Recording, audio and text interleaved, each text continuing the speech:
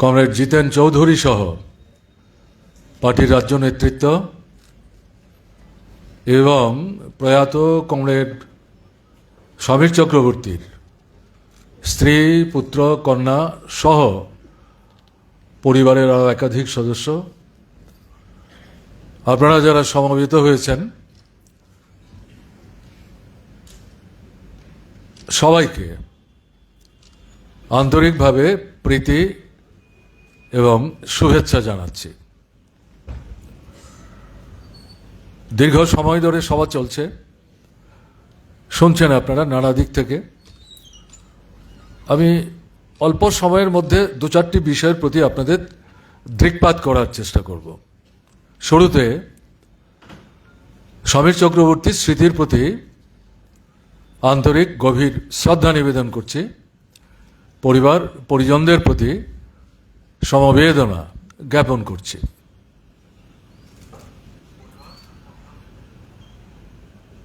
ষাটের দশকের মাঝামাঝি সময় থেকে 70-এর দশকের প্রথমার্ধের যে মাঝামাঝি সময়, বলা ভালো জরুরি অবস্থা জারি হওয়ার আগ পর্যন্ত, এই যে সময়টা ত্রিপুরার বিকাশমান গণতান্ত্রিক আন্দোলনের ক্ষেত্রে সংগঠিত ছাত্র আন্দোলন তার একটা গুরুত্বপূর্ণ ভূমিকা ছিল। ছাত্র আন্দোলন ত্রিপুরায় ছিল না আগে, এটা মনে করার কারণ নেই। নানাভাবে এটা প্রসারিত ছিল, সংহত চিন্তার মধ্যে ঘাটতি ছিল। সেখান থেকে মার্ক্সবাদী লেনিনবাদী দৃষ্টি নিয়ে একটা সঠিক ধারায় ছাত্র শক্তিকে প্রবাহিত করার প্রশ্নে চেষ্টা ছিল, কিন্তু সংহত করা যাচ্ছিল না ভেতর থেকে বাইরে থেকে। সেখানে নানা কায়দায় প্রতিবন্ধকতা তৈরি করা হচ্ছিল। তো এরকম পরিস্থিতিতে আমি যে সময়টার কথা উল্লেখ করলাম, এই যে সময় যেটা মূলত ত্রিপুরার ছাত্র আন্দোলনের ক্ষেত্রে সবাই মিলে বলেন যেটা 60-এর দশক 70-এর দশক, আমি যা দেখেছি আমার অভিজ্ঞতা থেকে, এটা 60-এর দশকের সবটা না, 70-এর দশকের সবটা না, এই মাঝের এই সময় 7-8 বছর। এই সময়ে এক ঝাঁক সাধারণভাবে রাজনৈতিক চিন্তা চেতনা তৎকালীন পরিস্থিতিতে যতটা প্রত্যাশা করা যায় তার সাথে সাযুজ্য রেখে লড়াই সংগ্রামের মধ্যে অংশগ্রহণ করার যে প্রক্রিয়া, তার সাথে নিজেদের যুক্ত রেখে এক ঝাঁক ছাত্রকর্মী তারা উঠে এসেছিলেন। এদের মধ্যে কমরেড সমীর চক্রবর্তী অন্যতম। বিচ্ছিন্ন করে সমীর চক্রবর্তীকে দেখলে তো ঠিক হবে না, এই সামগ্রিকতার মধ্যে সমীর চক্রবর্তী। এখন অনেক কথা আপনারা শুনেছেন, আমি এই বিষয়টা শুধু এখানে উল্লেখ করলাম। ত্রিপুরার ছাত্র আন্দোলনের ক্ষেত্রে আগরতলাকে কেন্দ্র করে অবিভক্ত তৎকালীন যে সদর মহকুমা, সেই মহকুমায় ত্রিপুরা রাজ্য ছাত্র ফেডারেশনের ভিত্তি তৈরি করার ক্ষেত্রে যে ছাত্র নেতৃত্ব সংগঠিতভাবে গুরুত্বপূর্ণ ভূমিকা নিয়েছেন, তার মধ্যে কমরেড সমীর চক্রবর্তীর অবদান নিঃসন্দেহে উল্লেখযোগ্য। একটা জিনিস বুঝতে হবে, সেই সময়ের আমাদের রাজ্যের যে শিক্ষা পরিকাঠামো, আজকের যে শিক্ষা পরিকাঠামো, দুটো কিন্তু এক না। তৎকালীন সময়ে সারা ভারতবর্ষের শিক্ষার যে পরিমণ্ডল, আজকের দিনে আমাদের দেশের শিক্ষার পরিমণ্ডল এক না। বিশেষ করে ত্রিপুরার কথা বলবো, কলেজ কটা? 5টা। মহারাজা বীর বিক্রম কলেজ, সরকারি মহিলা কলেজ আগরতলায়, কৈলাসহরের বেসরকারি কলেজ, বিজ্ঞান নিয়ে পড়া যায় আগরতলার বাইরে, বিলোনিয়া বেসরকারি কলেজ, নতুন করে তখন যুক্ত হয়েছে আগরতলায় বেসরকারি রাম ঠাকুর কলেজ। এ হচ্ছে 5টা কলেজ। কিন্তু সেই সময়ের ছাত্র আন্দোলনের মূল শক্তির ভিত্তি ছিল স্কুল। খুব স্বাভাবিক। কিন্তু তার অর্থ এই না যে কলেজের ছাত্রছাত্রীদের মতো কাজ হতো না। ছাত্র কলেজেও আছে, স্কুলেও আছে, এই দুই জায়গাতেই কাজ হতো। কিন্তু ত্রিপুরার যে ছাত্র ফেডারেশন মূল লক্ষ্যটা সেখানে নিবদ্ধ করার চেষ্টা করেছিল সেই প্রেক্ষাপটে যে স্কুলের দিকে নজর বেশি করে দাও। ওখান থেকেই আসলে কিন্তু এই সংগঠিত ছাত্র আন্দোলন যেটা বলা হচ্ছে সেটা দানা বাঁধতে শুরু করে। তাহলে এই জায়গাটাতে সমীর চক্রবর্তীদের নিঃসন্দেহে একটা গুরুত্বপূর্ণ অবদান ছিল। এবং এই যে প্রক্রিয়াটা, এটা সহজ সরল গতিতে, আপন গতিতে এগিয়ে যাচ্ছিল ঘটাঘটি তা না। কারণ মানিক দে একটু উল্লেখ করার চেষ্টা করেছেন, মতাদর্শগত একটা বিভাজন তৈরি করবার লক্ষ্য নিয়ে বিশেষ করে ত্রিপুরা রাজ্য ছাত্র ফেডারেশনের নেতৃত্বে যে ছাত্র আন্দোলনটা সংহতি চেহারা নিয়ে এগিয়ে যাচ্ছে এবং যেটা অন্যান্য গণতান্ত্রিক আন্দোলনকে প্রভাবিত এবং প্রসারিত করার ক্ষেত্রে গুরুত্বপূর্ণ অবদান যোগাচ্ছে, সেই যে ছাত্র ফেডারেশন, এটাকে তছনছ করে দেওয়ার জন্য আমরা তখন লক্ষ্য করেছি আদর্শের ক্ষেত্রে আনন্দমার্গ, এটা তো আন্তর্জাতিক প্রতিক্রিয়াশীল সন্ত্রাসবাদী দৃষ্টিভঙ্গি নিয়ে এই সংগঠনটা কাজ করে। তারা সেই সময়ে একটা গুরুত্বপূর্ণ ভূমিকা নেওয়ার চেষ্টা করেছে। তার অন্যতম কেন্দ্র ছিল আগরতলা। এবং কেউ একজন বলবার চেষ্টা করেছেন শ্রমিকদের সংগঠন আনন্দমার্গ নিয়ন্ত্রণ করত। শুধু শ্রমিকদের সংগঠন বললে তো ঠিক হবে না, স্কুলে কলেজেও তাদের সংগঠন তারা গড়ে তুলবার চেষ্টা করেছে। পরবর্তী সময়ে নকশালবাড়ি আন্দোলন, যেটা বলবো সেই সময়ে ছাত্রদের মধ্যে কংগ্রেসের সংগঠন আমাদের ত্রিপুরায়, ভারতবর্ষের অন্য জায়গার কথা আমি বলছি না, ততটা যে সক্রিয় ছিল ঘটনা তা না। তাদের মূল লক্ষ্যটা ছিল মহারাজা বীর বিক্রম কলেজের ছাত্র সংসদ তাদের হাতে থাকতে হবে। ওটা হাতে থাকলে, এটা হাতের পাঞ্জা, তাহলে ত্রিপুরার ছাত্র আন্দোলনকে নিয়ন্ত্রণ করা যাবে। ওখানেই তারা তাদের সমস্ত শক্তিকে সংহত করার চেষ্টা করতেন, যেটা তৎকালীন সময়ে আমাদের অভিজ্ঞতার মধ্যে এটা প্রতিফলিত হয়েছে। পরবর্তী সময় আমরা গিয়ে দেখলাম আনন্দমার্গ, নকশাল এবং কংগ্রেস এক জায়গায় চলে আসলো। সবারই প্রধান আক্রমণের কেন্দ্রস্থল হচ্ছে ত্রিপুরা রাজ্য ছাত্র ফেডারেশন, TSF, পপুলারলি SF। এবং তার প্রতিফলন গিয়ে দেখলাম মহারাজা বীর বিক্রম কলেজের ছাত্র সংসদের নির্বাচনের মধ্যে। নির্বাচনের ফলাফল নিয়ে আমি কথা বলতে যাচ্ছি না, কিন্তু এই যে মতাদর্শের লড়াইটা, ছাত্র আন্দোলন, ছাত্র সংগঠন মতাদর্শের লড়াইকে বাদ দিয়ে, শ্রেণীর দৃষ্টিভঙ্গি লড়াইকে বাদ দিয়ে শুধু বিচ্ছিন্নভাবে ছাত্র জীবনের দৈনন্দিন সমস্যাকে ভিত্তি করে সংগঠন সংগত করে এগিয়ে যাওয়া সম্ভব, এই ধারণাটা কিন্তু ঠিক না, এটা ভুল ধারণা। এই ধারণা নিয়ে আমি যে 65-66 কথা বললাম, তার আগে আগরতলায় হঠাৎ করে ছাত্রৈক্য সংস্থা কিন্তু তৈরি হয়েছিল, বেশি দূর কিন্তু নিয়ে যেতে পারেনি। আমি রেফারেন্স হিসেবে উল্লেখ করলাম, কিন্তু তাদের ভূমিকা তৎকালীন পরিস্থিতিতে এটাকে নিশ্চয়ই খাটো করা যাবে না, ইতিহাসের সঙ্গে তার একটা সম্পর্ক আছে, কিন্তু বেশি দূর তো যেতে পারেনি। কাজে এই যে আদর্শের লড়াইটা, সেই লড়াইয়ে তৎকালীন এই যে একঝাক নেতৃত্ব দ্বারা উঠে এসেছিলেন, তার মধ্যে সমীর চক্রবর্তী অন্যতম, যার কথা বললাম, এই আদর্শের লড়াইটাতে গুরুত্বপূর্ণ ভূমিকা গ্রহণ করার চেষ্টা করেছেন। এটা বাদ দিয়ে ছাত্র ফেডারেশন কিন্তু এই জায়গায় আসতে পারত না। এটা আমাদের ভাবনার মধ্যে রাখতে হবে।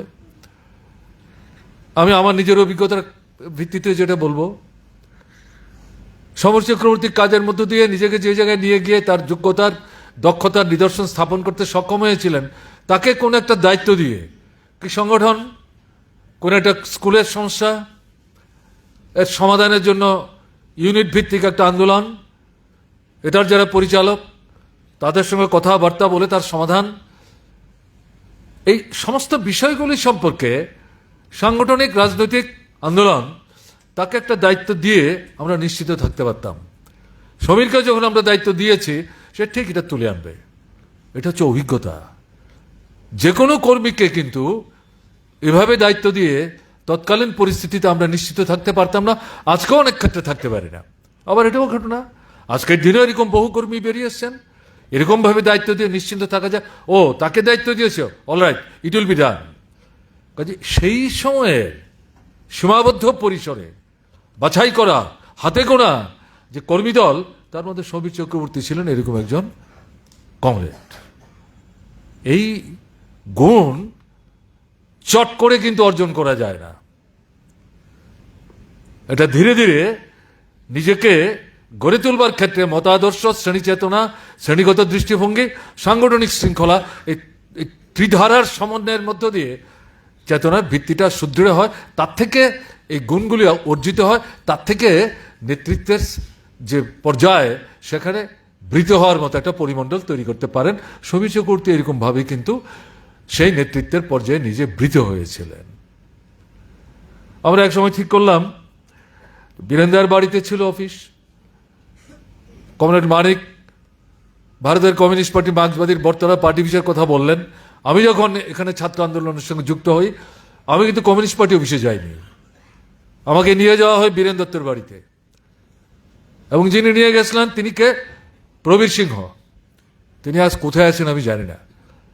যেভাবে লেগেছিলেন আমার পেছনে, উদয়পুর থেকে অমল ভট্টাচার্য গিয়েছিলেন। যাই হোক, আমি যেটা বললাম, যাই হোক, বীরেন্দার বাড়িতে পরিবার বড় হচ্ছে, ছেলেমেয়েরা পড়াশোনা করছে, একটু জায়গা চাই, দু কুঠার একটা ঘর, খাওয়া পড়া, ঘুমানো পড়া, এগুলো তো সম্ভব না। তো এক সময় প্রশ্ন আসলো যে এই জায়গাটা আমাদের ছাড়তে হবে, যদিও এই বাড়ি থেকে কেউ বলেনি। তখন কিন্তু আমরা বর্তলা পার্টি অফিসে চলে আসলাম। আমার এখনো মনে আছে, মিটশেপ যেটাকে আপনারা বলেন, মাছ মাংস যেটাতে রাখা হয় রান্না করে, এরকম বহু কষ্ট করে তৎকালীন সময়ে 25-30 টাকায় এরকম একটা মিটশেপ কিনে, এটাই ছাত্র ফেডারেশনের আলমারি আমরা করেছিলাম। আমাদের একটু জায়গা দিয়েছিল, কিন্তু আমরা অনুভব করছিলাম পার্টি অফিসে তো সবাইকে আনা যাচ্ছে না, সবাই তো আসতে চাইছে না, আসবে কেন, আমরা তো বাধ্য করতে পারি না তাদেরকে আসতে। তখন আমাদের নেতৃত্বের মধ্যে উপলব্ধিতে আসলো বাইরে কোথাও একটা অফিস করা যায় কিনা। আমরা তখন পাশাপাশি লক্ষ্য করছি, কৃষকদের সংগঠন আছে, তখন ক্ষেত মজুর হয়নি, অনেক পরে হয়েছে। শ্রমিকদের সংগঠন আজকে যা তার আপনার বপু, এরকম ছিল না, 4-5টা সংগঠন, এই দুটো হচ্ছে প্রধান, আর হচ্ছে গণমুক্তি পরিষদ। তা এই জায়গাতে তারা তো সবাই এখানেই কাজ করছেন, ঠিক আছে, তাদের কোনো অসুবিধা নেই। তাদের কাছে তাদের গণসংগঠন পার্টি মাঝখানে কোনো দেয়াল ছিল না। পার্টি কিন্তু আমরা যে ছাত্র সংগঠন করছিলাম, তারা ছাত্র এবং পার্টির মধ্যে দেয়াল তৈরি করতে চেষ্টা করেননি, কিন্তু আমাদের উপলব্ধির মধ্যে এসেছিল এখানে উদয় অফিসটা রাখলে পরে ব্যাপক অংশকে আনতে একটু অসুবিধা হবে, এটা আলাদা করে অফিস করা দরকার। সমীরকেই দায়িত্ব দিলাম, সমীর দেখো তো শহরের মধ্যে এই মোটর স্ট্যান্ড থেকে আরম্ভ করে পশ্চিমী চৌনির মধ্যে, সবচেয়ে ভালো হয় কামান চৌনি থেকে পশ্চিমী চৌনির মধ্যে একটা ছোটখাটো একটা ঘর বের করা যায় কিনা। সে তো মাথা ঝুঁকে বলল দেখেই কি করা যায়। এই দায়িত্ব দিয়ে, এটা কিন্তু একটা স্কুলের ইউনিটের আন্দোলন পরিচালনা করে না, যে কোনো জায়গায় তো একটা বাড়ি বের করা যাবে না, ভাড়া ব্যবস্থা করতে হবে। দেখা গেল 6-7 দিনের মাথায় সমীর এসে বলল একটা তো জায়গা পেয়েছি। কোথায়? নিয়ে চললো লক্ষ্মীনারায়ণ জুয়েলারি, যেটা কমরেড পবিত্র উল্লেখ করলেন, ওনার সোনার দোকান, তেতলা বাড়ি নিয়ে গেলেন। এই ভদ্রলোক ছিলেন সমীরই, ওনাকে সঙ্গে নিয়ে আমাকে নিয়ে উপরে উঠলেন। দেখলাম আমরা উপরে দুটো প্রকোষ্ঠ, এটা পিজিয়ন হোলের মতো মনে হয়েছে আমার, অর্থাৎ কবুতরের মানে খোপের মতো। কিন্তু ওখানে গিয়ে যখন দাঁড়ালাম আমি দেখলাম যে দুটো রুম ছোট হতে পারে, কিন্তু তার সামনে একটু বিস্তীর্ণ জায়গা আছে, ইচ্ছা করলে 50-60 জন বসে মিটিং করা যায়। ওখানে দাঁড়ালে গোটা শহরটাকে ডাইনে বায়ে সামনে পেছনে দেখা যায়, ভেরি ভেরি অ্যাট্রাকটিভ মনে হয়েছে। তাই আমি সমীরকে বললাম ঠিক আছে, এখন ভাড়া কত? আমার যদি মানে খেয়াল থাকে 20 কি 25 টাকা এরকম একটা ব্যাপার ছিল। বাড়ির মালিক তিনি বলে আপনাদের যা খুশি দেবেন। তা আমি সমীরকে পরবর্তী সময় জিজ্ঞেস করলাম যে কী করে ওনাকে তুমি রাজি করালে? বলে আমরা তো প্রতিবেশী। সমীরের বাড়িতে যখন যাবেন দেখবেন বাদিকে একটা জলাশয় আছে, পাশ দিয়ে এখন ভালো রাস্তা, তখন এত ভালো রাস্তা ছিল না, এই রাস্তাটা দিয়ে শেষ দিকের কর্নাতে এই ভদ্রলোকের বাড়ি, তার ছেলে আছে। কাজেই এলাকাতেও যে জনগণের সঙ্গে সম্পর্ক রক্ষা করার মধ্যে দিয়ে যে একটা প্রভাব প্রতিপত্তি তৈরি করতে পেরেছিল, ওই সময়ে ছাত্র ফেডারেশনের মতো সংগঠন, চাল নাই চুলু নাই, তাকে তার তেতলার 2টা প্রকোষ্ঠ ছেড়ে দিচ্ছে ভাড়া আদৌ পাবে কিনা, এটা কিন্তু সহজ ছিল না। ওই যে বললাম সমীরকে দায়িত্ব দিয়ে আমরা নিশ্চিন্ত থাকতে পারতাম, সেই দায়িত্ব সে প্রতিপালন করেছে। বছরের পর বছর আমরা থাকলাম, বছরের পর বছর, এবং প্র্যাকটিক্যালি বলা যায় ওটাই ছিল শেষ পর্যন্ত ত্রিপুরার ছাত্র আন্দোলনের একটা দীর্ঘ সময় ব্যাপী কেন্দ্র, সেন্টার, এটা জানা হয়ে গেছিল। তো আমি এটা বললাম। এখন সমীর রাজনৈতিক কর্মকাণ্ডের বাইরে আলাদা করে নিজেকে নিয়ে ভেবেছেন আমার অন্তত মনে হয়নি। একটাই শুধু ব্যতিক্রমী ঘটনা,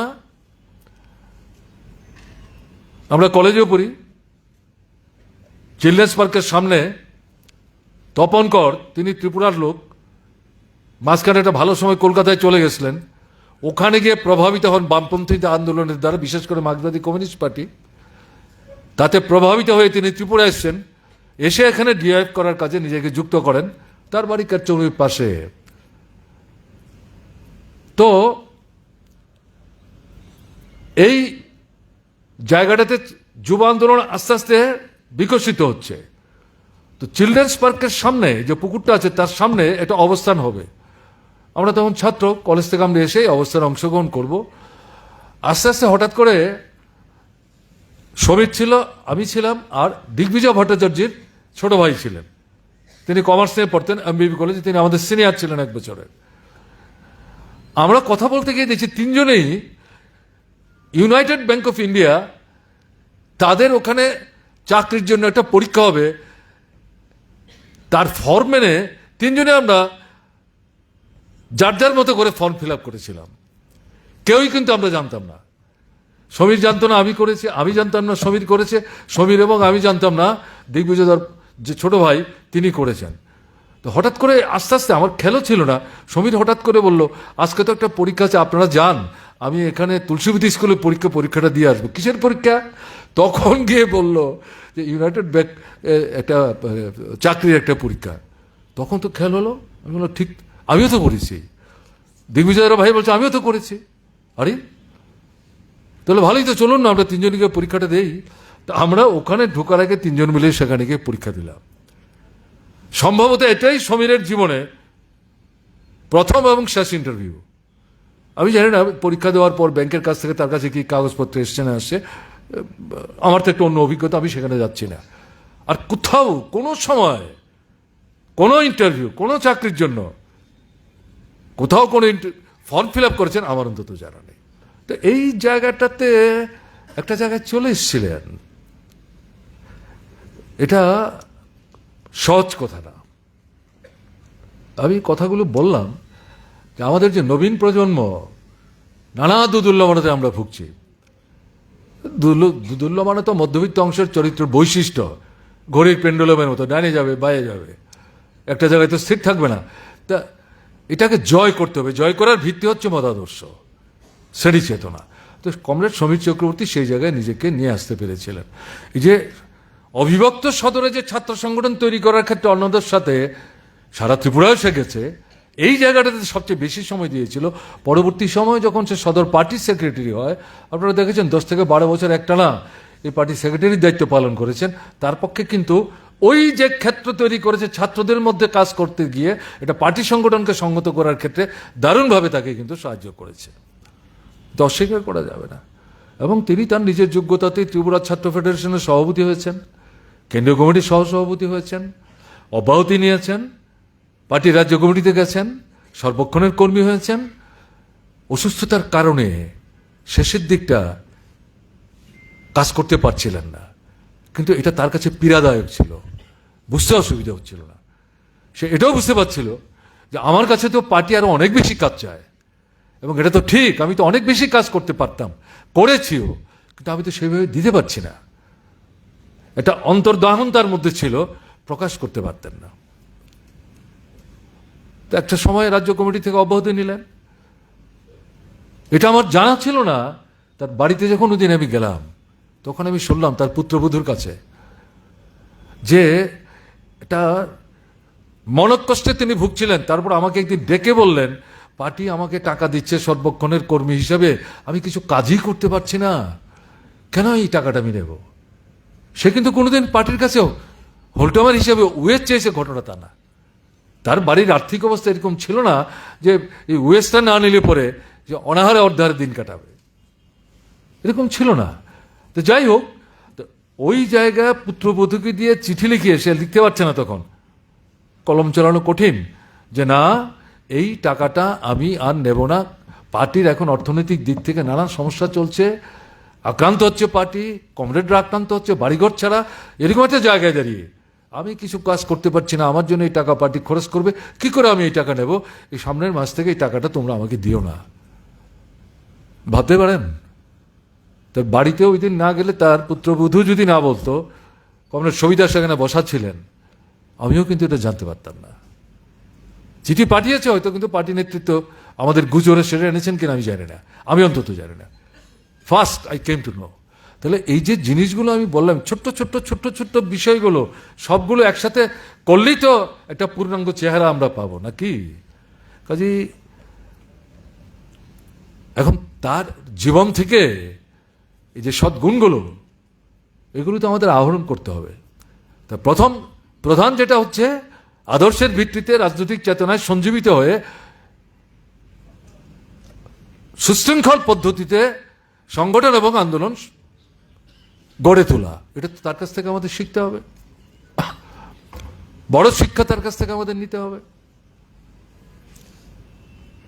পার্টির ভেতরে বাইরে ঐক্য রক্ষা করার প্রশ্নে, বিশেষ করে যখন বাইরে থেকে শত্রুরা আক্রমণ করবার চেষ্টা করে, ভেতরেও যারা দুর্দুল্যমানতায় ভুগে, তারা বাইরের আক্রমণের মুখে তাদের সংগুপ্ত যে ভাবনা চিন্তা, এগুলোর মানে প্রকাশ ঘটিয়ে পার্টির ভেতরে একটা অস্বস্তিকর পরিবেশ, অস্বাস্থ্যকর পরিবেশ তৈরি করার চেষ্টা করে। এরকম চেষ্টা হয়েছে জোট আমলে, তাকে ফাইট করতে হয়েছে। এই লড়াইয়ে সেই পরিস্থিতিতে তার সীমাবদ্ধ অভিজ্ঞতা নিয়েই সমীর চক্রবর্তী গুরুত্বপূর্ণ ভূমিকা নিয়েছেন। কাজে এটা আরেকটা শিক্ষা। কমরেড মানিক দে, পবিত্রকর, তারা এটা উল্লেখ করার চেষ্টা করেছেন, সঠিক। এই শিক্ষা আমাদের নিতে হবে, আত্মকেন্দ্রিক না। জনগণের স্বার্থে পার্টির ত্রুটি, দুর্বলতা, গঠনমূলক দৃষ্টি নিয়ে আলাপ আলোচনা করে, ত্রুটি দুর্বলতাগুলো চিহ্নিত করে, এগুলো যাতে আবার না ঘটতে পারে, সতর্ক থেকে পার্টিকে অ্যাডভান্স করা, এই দৃষ্টিভঙ্গি নিয়ে আমাদের এগোতে হবে। এই শিক্ষা তো আমাদের নিতে হবে। মূল ভিত্তিতে কিন্তু মতাদর্শগত চেতনা, শ্রেণী চেতনা, এই দুটোকে আমাদের সবচেয়ে বেশি গুরুত্ব দিয়ে মাথায় রেখে অগ্রসর হতে হবে। তো সমীর চক্রবর্তীর স্মরণ সভায় সুপ্রস্তাব পাঠ, ফুলমালা দেওয়া আর গলা চড়িয়ে আমরা এই তো বক্তৃতা করে গেলাম, তাতে যদি আমরা মনে করি এটাই যথেষ্ট, তাহলে কিন্তু যথার্থ শ্রদ্ধা হবে না। যা রেখে গেলেন সম্পন্ন করে যেতে পারেননি, এই আদর্শে অনুপ্রাণিত হয়ে এই কাজটাকে সম্পাদন করার জন্যে তার চারিত্রিক গুণাবলী থেকে ইতিবাচক দিকগুলো আহরণ করে এই অসম্পূর্ণ কাজ সম্পাদন করার ক্ষেত্রে জীবৎকালে আমরা যাতে প্রত্যেকে সেটা করার জন্য দৃঢ়তা নিয়ে বলিষ্ঠতা নিয়ে এগিয়ে যেতে পারি, আজকে কিন্তু এই স্মরণ সভায় দাঁড়িয়ে এই শপথই আমাদের নিতে হবে। এটা যদি আমরা নিতে না পারি তাহলে তো আনুষ্ঠানিক হয়ে যাবে।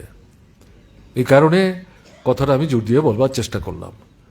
আজকের পরিস্থিতিতে আমি ত্রিপুরার কথাই বলবো, সারা ভারতবর্ষের কথা নাই বা বললাম।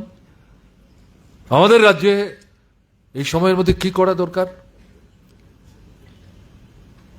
সংবিধানের উপর আক্রমণ আসছে, গণতন্ত্রের উপর আক্রমণ আসছে, নাগরিক অধিকারের উপর আক্রমণ আসছে, ধর্মনিরপেক্ষতার যে ভাবনা চিন্তা তার উপর আক্রমণ আসছে। সর্বভারতীয় ক্ষেত্রে বিজেপি সরকার চালাচ্ছে, ত্রিপুরার তার থেকে আলাদা মনে করার কোনো কারণ নেই। আমরা যে স্লোগান দিয়ে আরএসএস বিজেপির বিরুদ্ধে এই আক্রমণগুলি প্রতিহত করার জন্য ব্যাপক গণতান্ত্রিক এবং ধর্মনিরপেক্ষ শক্তির ঐক্য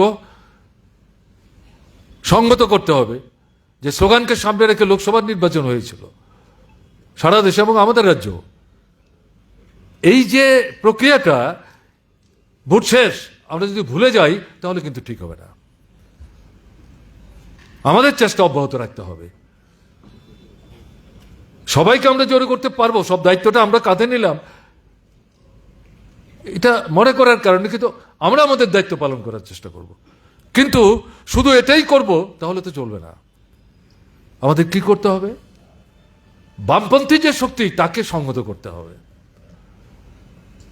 আমরা যেটা লক্ষ্য করছি সারা দেশের মধ্যে প্রবণতা লক্ষ্য করা যাচ্ছে, বামপন্থী শক্তিকে সংহত করার প্রশ্নে একটা দুইটা রাজনৈতিক দল বামপন্থী শক্তিকে সংহত করার চাইতো, বামপন্থী শক্তি হওয়া সত্ত্বেও এই যে আমরা বললাম সংবিধান, গণতন্ত্র, ধর্মনিরপেক্ষতা, এই প্রশ্নে ব্যাপকতর ঐক্য, এটার প্রতি ঝুঁকটা বেশি। এখানে সতর্কতার প্রয়োজন আছে। বামপন্থী ঐক্যকে সুসংগত না করে ব্যাপকতর ঐক্যের দিকে যদি ছুটতে থাকি আপনার অস্তিত্ব বিপন্ন হয়ে যাবে। এটা তো মাথায় রাখতে হবে। বামপন্থী ঐক্যকে সংহত করতে গেলে পরে পার্টি, ভারতের কমিউনিস্ট পার্টি মার্ক্সবাদী, তার নিজের পায়ের জোর, কোমরের জোর, মেরুদণ্ডের জোর, এটাকে বাড়াতে হবে। আপনি যদি এটা বাড়াতে না পারেন আপনার কথায় বামপন্থী অন্য রাজনৈতিক দল কেন আসবে? তাদের যদি আপনি আনতে না পারেন তাহলে আপনার কথায় কেন বৃহত্তর গণতান্ত্রিক ঐক্য গড়ে তোলার যতই আপনি সঠিক স্লোগান দেন, কে আপনার কথা গুরুত্ব দেবে? কাজে এই জায়গাটাতে দাঁড়িয়ে বলছিল যে ভারতবর্ষে যে গোটা 3-4টা জায়গায় যেখানে গণতান্ত্রিক আন্দোলনের ভিত্তিটা কমিউনিস্টরা বিস্তার ঘটিয়ে সংগত করার চেষ্টা করছে, 3-4টার মধ্যে ত্রিপুরা অন্যতম। এ কারণেই তো আমরা আক্রান্ত হচ্ছি। কংগ্রেস যুব সমিতির রাজত্ব আমরা আক্রান্ত হয়েছে, বিজেপির রাজত্ব আমরা আক্রান্ত হচ্ছে, সন্ত্রাসবাদীদের আক্রমণের কেন্দ্র আমরাই ছিলাম। আনন্দমার্গীদের কথা বললাম যে আন্তর্জাতিক সন্ত্রাসবাদী সংগঠন, তাদের আক্রমণের কেন্দ্রবিন্দু আমরা। তথাকথিত বামপন্থী নকশালবাড়ি নাম নিয়ে, এই নাম এখন তারা বলে না, তাদেরও আক্রমণ মার্ক্সবাদী কমিউনিস্ট পার্টি।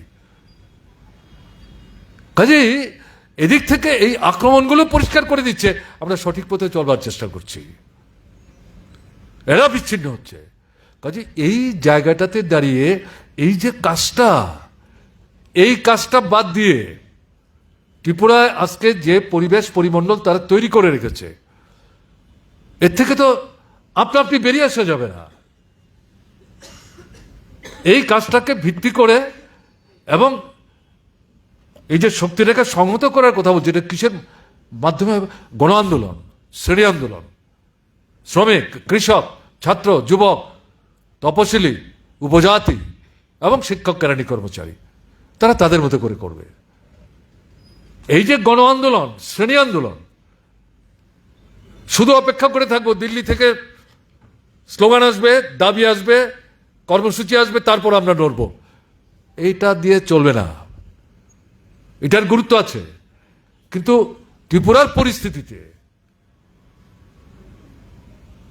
বিভিন্ন গণতান্ত্রিক যে সংগঠনগুলো যাদেরকে নিয়ে তারা সংগঠন করছেন, তাদের যে অর্থনৈতিক, সামাজিক, পেশাগত সমস্যা, তার মধ্যে যেগুলি জরুরি, জ্বলন্ত, এগুলোকে ভিত্তি করে ছোট্ট ছোট্ট দাবি সনদ তৈরি করে তাদেরকে নিয়ে আন্দোলন সংগঠিত করতে হবে। হাজার হাজার মানুষ আপনার পক্ষে এই মুহূর্তে সংগঠিত করা সম্ভব না। Don't bother. 150, 25, 30, 35। আমি শুনলাম গত পরশুদিন কমরেড রমাদাস বলছিলেন আমরা 145 জন মেয়েদের নিয়ে অবস্থান করেছি। এটাই তাদের কাছে একটা সন্তুষ্টির বিষয়, কারণ 25 জনকে সমবেত করতে পারছিলেন না। আমার মনে হয়েছে না, এই সময়ের মধ্যে 145-50 জন খারাপ কি? আমি তাদের বক্তৃতা শুনছিলাম বাড়িতে বসে বসে, আমার একটু অসুবিধা ছিল, আমি অফিসে যেতে পারছিলাম না। কেমন না? তাহলে এই যে প্রোগ্রামটা তারা করলেন, এটা কি কম গুরুত্বপূর্ণ? এই লোক এই দিয়ে করছে, কি লাভ হবে? এটা তো ঠিক না। নিজেও কিছু করবো না, অন্যরা যে উদ্যোগ নিয়ে কিছু করার চেষ্টা করছে তার যে সাফল্যটা, এটাকেও গুরুত্ব দেবো না, এটাকেও হিসাবের মধ্যে আনবো না, এটাকে খাটো করে দেখবো, এটা কিরকম কথা হলো? এ তো ইনডাইরেক্টলি প্রতিপক্ষকে সেখানে মানে মদত দেওয়ার সামিল হবে, এটা না। কাজে এই জায়গাতে প্রশ্নটা যেটা দাঁড়াচ্ছে, আমাদের এখানে যে গণতান্ত্রিক সংগঠনগুলো আছে, এই যে বিষয়গুলো বললাম, এর উপর ভিত্তি করে আমাদের লড়াই সংগ্রাম সংগঠিত করতে হবে আঞ্চলিক স্তরে। আগরতলার সমস্যা আর গন্ডাছড়ার সমস্যা এক না, অমরপুরের সমস্যা হ্যাঁ আর পানিসাগরের সমস্যা এক না। কাজে আঞ্চলিক ভিত্তিতেও এই যে সমস্যা সেখানকার মানুষ ভোগ করছেন, তার থেকে বাছাই করে 3টা 4টা 5টা বিষয় নিয়ে সেখানেও আন্দোলন সংগ্রাম সংগঠিত করতে হবে। কখনো ইন্ডিপেন্ডেন্টলি কোনো গণসংগঠন, কখনো একসাথে মিলে, অঞ্চল ভিত্তিক একসাথে মিলে, এটা বাদ দিয়ে আপনা আপনি পরিস্থিতির পরিবর্তন হয়ে যাবে এটা মনে করলে তো চলবে না। কাজে যে কাজগুলোর কথা আমাদের সামনে বারবার ঘুরে ফিরে আসছে, এটা করতে গেলে এই জায়গাটাতে আমাদের নজর দিতে হবে। পার্টি মেম্বারের সংখ্যা কম না, এখানে যারা আছেন তারা একটা বড় অংশ হয়তো হবেন, বলতে তো কোনো বাধা নেই। সবচেয়ে উচ্চতর পর্যায়ের রাজনৈতিক সংগ্রাম, অর্ধেকের বেশি তো আমরা অংশগ্রহণই করছি না। এটা কি হচ্ছে? অথচ আমরা পরিবর্তন চাই, নেতাদের ভুল ত্রুটি খুঁজে বের করার চেষ্টা করি, নিজে কিন্তু যথার্থ সময়ে ভূমিকা নিচ্ছে না। এটা কিরকম কথা হলো?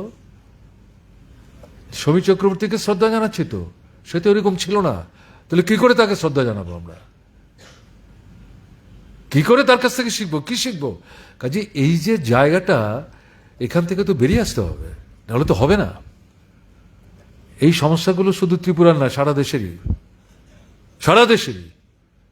কাজে এখান থেকে বের হয়ে আসবার জন্যে আমরা যদি আজকের দিনে এই 4টা 5টা বিষয় খুব দৃঢ়তা নিয়ে, বলিষ্ঠতা নিয়ে আগামী দিনে আমরা সবাই মিলে এগুলো করব, একটা ভাবনায় নিজেদেরকে উজ্জীবিত করে এগিয়ে যাওয়ার চেষ্টা করি, তাহলেই কমরেড সমীর চক্রবর্তীর প্রতি যথার্থ শ্রদ্ধা প্রদর্শন করা সম্ভব হবে। আমার বিশ্বাস আপনারা যেভাবে একটা উল্লেখযোগ্য সংখ্যায় আজকে এখানে সমবেত হয়েছেন, নিঃসন্দেহে সমীরের প্রতি ভালোবাসা, শ্রদ্ধা, তার পরিবারের প্রতি সহমর্মিতা, তার চেয়ে বড় কথা যেটা, সেটা হচ্ছে সমীরের প্রতি ভালোবাসার ভিত্তি তো ভারতের কমিউনিস্ট পার্টি মার্ক্সবাদী পার্টির প্রতি যে আপনার বিশ্বাস, শ্রদ্ধা, এই দুটো সম্মিলনের মধ্য দিয়ে কিন্তু এই সভা। কে বলছে আমরা এই পরিস্থিতির মধ্যে পরিবর্তন আনতে পারবো না? কে বলছে এটা অসম্ভব? Let us start. এই ডাককে কিন্তু সমীর চলে যাওয়ার আগে আমাদের সামনে রেখে গেছেন, বলতে পারেননি, তো আমাদের বুঝে নিতে হবে। আসুন আমরা এগিয়ে যাওয়ার চেষ্টা করি। সমীরের পরিবারকে বলবো, তার ছেলে বলছিল যে কথাটা আমার কাছে খুব ভালো লাগেনি, আমি অভিভাবক হারা হয়ে গেলাম। তাহলে এখানে যারা বসে আছে তারা কারা? পার্টি যদি সমীরের সব হয়, তুমি যতক্ষণ বলে তুমি সবচেয়ে বেশি বলেছ, সমীর আর পার্টি একটা থেকে আরেকটাকে আলাদা করোনি। সমীরের কাছেই ছিল পার্টির অভিভাবক, তো তোমার কোনো অভিভাবক হবে না পার্টি? কাজে যখনই কোনো অসুবিধায় পড়বে, নির্দ্বিধায় বলছে সকলকে সাক্ষী রেখে পার্টির কাছে আসতে সংকোচ বোধ করো না, খোলা মন নিয়ে আজকে যেমন এখানে বলবার চেষ্টা করেছ, পার্টির কাছে বলবে। পার্টি সমীরের অবর্তমানে তোমার মাকে পাশে রেখে তোমাদের প্রতি অভিভাবকের দায়িত্ব পালন করার ক্ষেত্রে পার্টির সীমাবদ্ধতার মধ্যে ভূমিকা নেবে, এই বিশ্বাস রাখতে হবে। সবাইকে অভিনন্দন জানিয়ে আমি আমার কথা বলা শেষ করছি। সমীর চক্রবর্তীর স্মৃতি আরেকবার আমি সম্মান জানাচ্ছি। ভালো থাকবেন, আমার নমস্কার নেবেন।